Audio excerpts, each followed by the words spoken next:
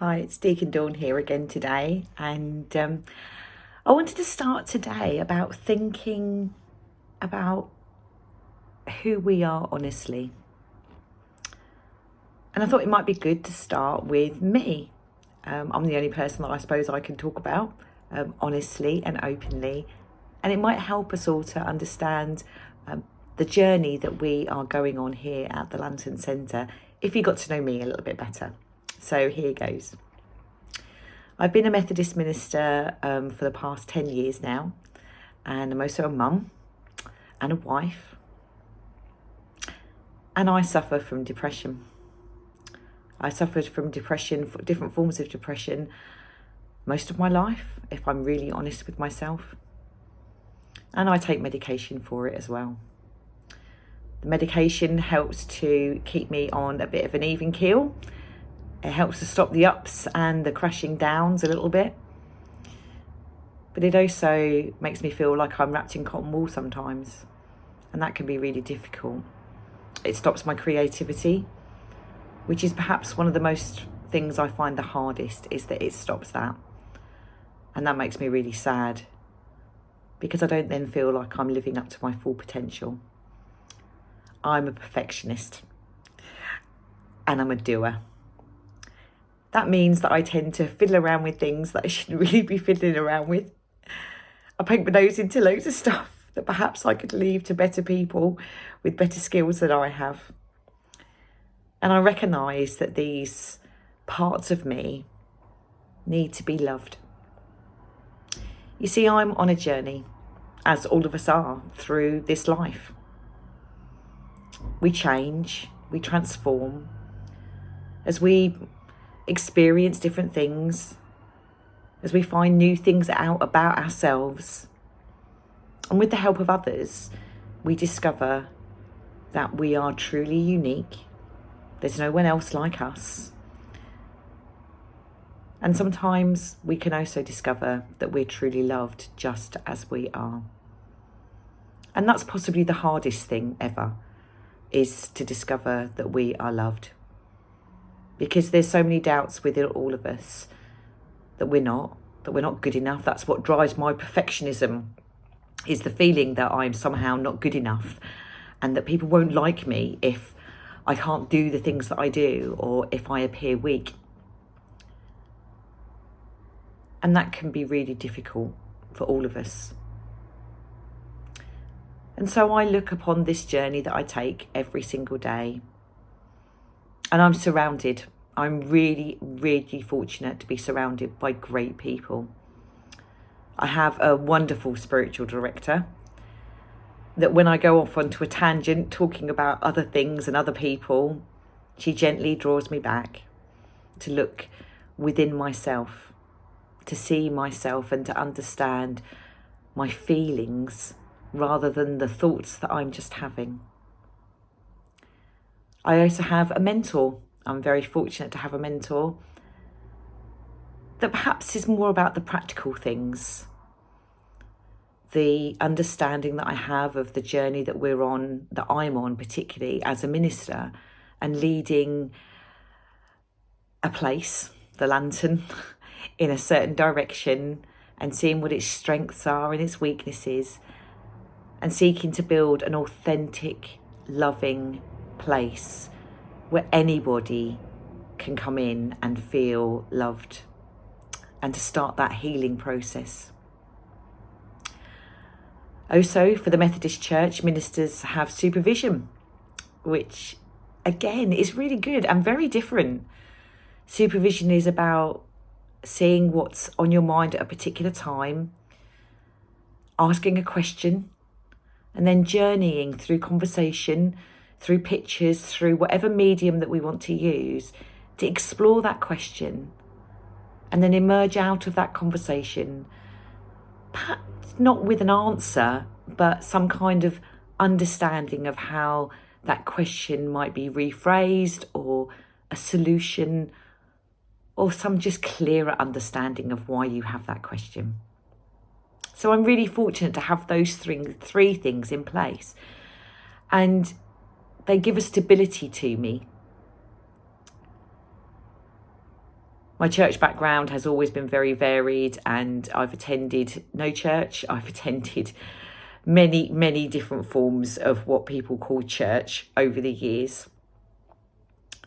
But what I found here at the Lantern is somewhat unique, something different, something that together as a team we are moulding and helping to transform our own lives, because they're the only lives that we can do anything about, and show other people just how that transformation has made us live lives that feel more fuller and that give us the tools to be able to live whatever we class as a good life. And so we're in this place of transformation, using art and using different medium to express our ideas, express our doubts. And that's really good, because I don't know about you, but sometimes we look at churches as places that have got to be perfect, where everyone's got to be perfect. And you can't express your weaknesses, you can't express your doubts, because somehow that will seem faithless or not right. And we've all got to put on a bit of a show. I'll put my makeup in the mornings and do my hair and colour my hair. It's a mask. It's a mask I wear to try to cope with the outside world, with my depression. Colourful makeup, colourful hair, colourful clothes help to keep the blackness that I feel on the peripheral of my vision just on the peripheral and not overtake me as it has done previously. But that mask has to slip every now and again. Every now and again, I have to show that vulnerability, show that life is tough, it's shitty and it's hard, and I don't always know which direction I'm meant to be going in. That things overwhelm me. That leading and helping to lead from behind this place is one of the scariest things that I've ever done. Do I feel out my depth? All the time. All the time. But I rely on loads of other people to help figure this place out. Help me figure out where I'm going, and to create very small stepping stones in order to get there. So part of our thinking recently has been, how do we move the understanding that so many people have of what a church should be? Try using different language. So one of the first things we've done is change the name of our services. Don't call them services. What does that even mean? A service is either something you go to or you receive. But that's not who we are here. This is a gathering of people that end up just coming together with all of our individual stuff. Talk about it. We pray about it. But we pray about it in a way that means that it's not a shopping list. We're not expecting answers straight away. It's a giving up almost of all the things that trouble us. Laying them out in the open, talking about them, seeing the wood for the trees, and then being able to come together and know that we're holding one another in all of that stuff. So it's simple. We gather here. We gather here on a Sunday morning and we do stuff. We have conversations, we drink tea, we listen. Sometimes we sing, sometimes we do other stuff. But we just gather as ordinary people. But it's not just on a Sunday morning we do that either. We do that at other times of the week as well. And my hope and my prayer is that as others see us just gathering, just being us without any pretense, any showmanship, that others might be attracted to come and join and to go, oh, okay, That's not what I thought this was all about. We're also on a journey with the Lantern Arts Centre, seeing how we might come to formalise our relationship as two charities, about how we can come together with one mind but still two separate charities, concentrating on two different things. But I'd like to read you something that I wrote. It was a few months ago, my mentor asked me to unpack a term that I used very fleetingly and very carelessly, that's my words, to describe a vision that I had for the Lantern Centre, both here in Wimbledon and in Rains Park. And over these past months, we've experienced a global pandemic.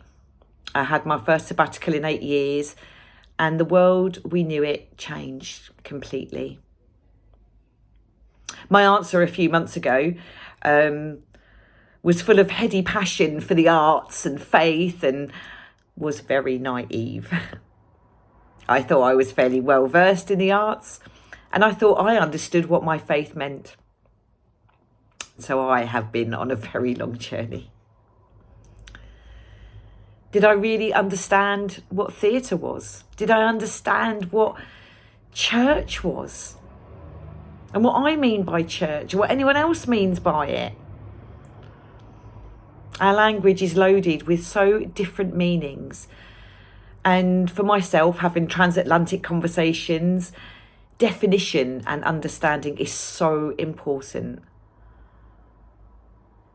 Wherever we go, we have to make sure the language that we're using is able to be understood.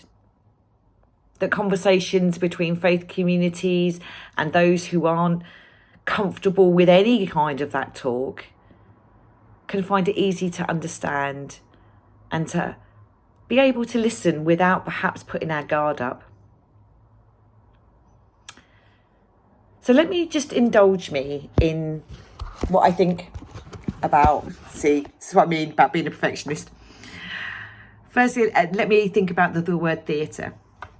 So more often than not, I think of a performance, and I don't know about you, about theatre being in a specific place, either indoor or outdoor. The feelings that arise are excitement, joy and wonder.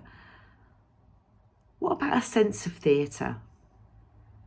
We use that in conversations about the feelings that a particular person or event has made us feel. For me, theatre is a tangible sense of something extraordinary, and it doesn't just involve performance. It goes way beyond that to encompass all forms of art. How paintings are hung in a gallery, why are they hung like that?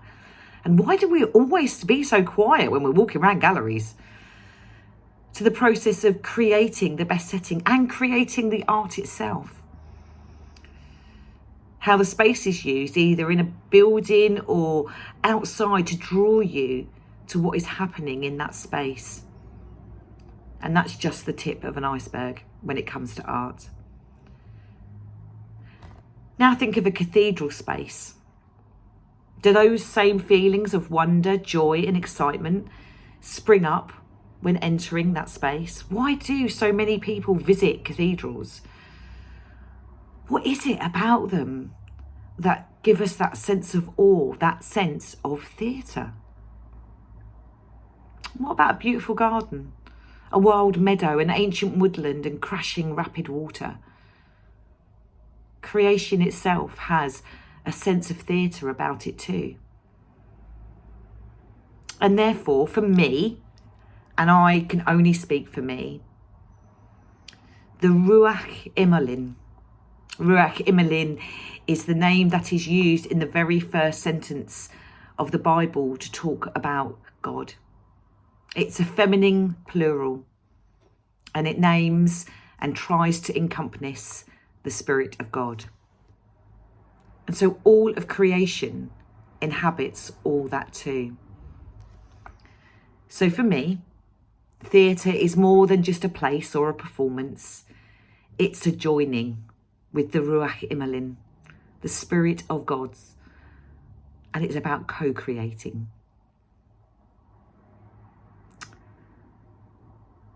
I realise now, going over the time on my clock in front of me, that YouTube's going to make this turn into 2 videos. So you're now watching the second half of this, and I hope you stuck with it. It's a funny things, isn't it?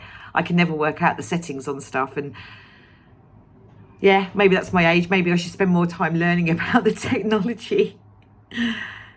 But again, it's one of those things, isn't it? Where you try and work it out. You've got all this stuff in your head and you want to get it out. So let's move on to the word church. Oh, has so much baggage.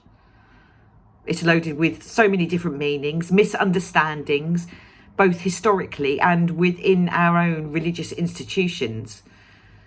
That every time we use it, we're in danger of confusing ourselves by what we mean by it, and confusing everyone around us. Because sometimes we don't know what we mean by it, and others don't know what they mean by it, or we mean by it. And it becomes this confusing mess. And for some of us, you have a knee-jerk reaction to the word, and all you want to do is run as fast as possible away from that word. If we go back, though, to the Greek use of the word in the New Testament, we arrive at ecclesia, that means assembly or gathering. In its Hebrew use, it can mean, amongst other things, just a multitude. So we're not talking about buildings. We're not talking about an institution. We're not talking about an authority.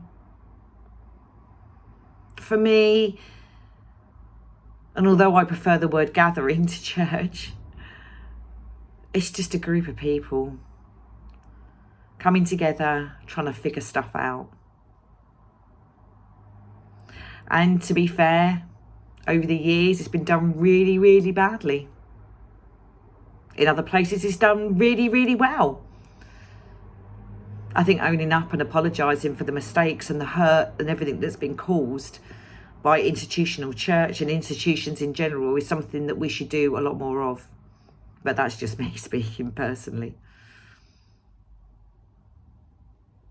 But more often than not, when in conversation with anybody, theatre and church, the words immediately conjure images of buildings, which silence by the audience or congregation is what's expected, or that we think is expected. We think we can't be noisy in a theatre and we can't be noisy in a church. That the gathered people are just spectators, there to experience something that trained professionals have put together for us. But that's not my experience, or the experience that I hope that people who enter this space will come to know and understand.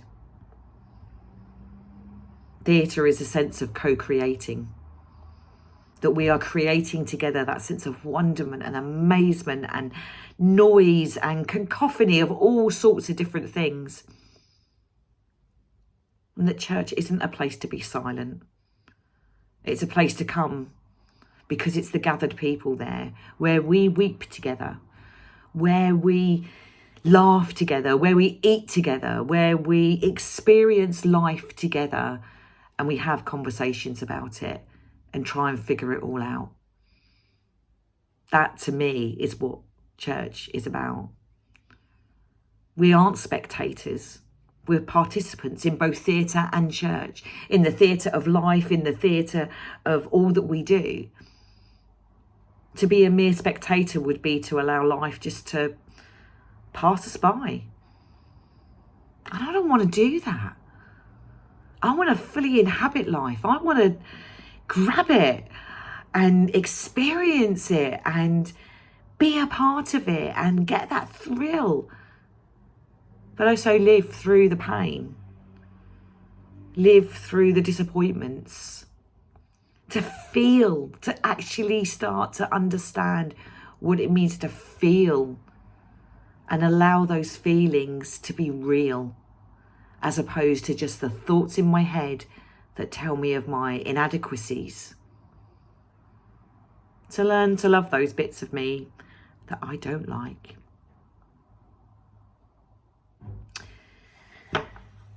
So I tried to come up with a simplified version of what I mean, and it's me personally, think that theatre church as a vision is, quite simply. So here goes. I believe it is an embodied act of co-creation with the divine, with and for a gathered group. That's it. An embodied act of co-creation with the divine, with and for a gathered group. The divine for you could mean whatever you want it to mean. I'm on a journey looking into the non-gendered aspect of what we mean by the divine. For you, it might mean the universe. It might mean the life force that flows through the worlds and the galaxies and everything like that. It may mean for you a specific person. It may mean none of those things at all. But it's the fact that we are co-creators with something bigger than ourselves. And we do it with and for other people. We're there to participate, not to sit on the sidelines, not to be wallflowers, but to really join in. And that's what I really hope and have a vision for this place, is that anyone who enters these buildings, and they are just buildings, once inside, they might feel something different, feel that they can be a part of something bigger, that they can find self-worth, that they can journey and find their own path and their own journey with other people who are doing exactly the same thing, and all try and figure it out together somehow. So that's my hope, that's my vision, that's my vulnerabilities, the things I find hard. Thank you for listening. And, you know, we are, as so many people keep saying, we are all in the same storm, but we're not all necessarily in the same boat. Our boats are out. We journey in them alone. We can join together to make rafts. We can join together to weather the storm. Sometimes we can face and find safe harbours to rest in for a little while before we have to go back out into the storm alone. But above and beyond it all, there is strength in being authentically ourselves and in gathering together to find life, to find abundance, to find the stuff that makes us human. Go well and go in peace. Thank you.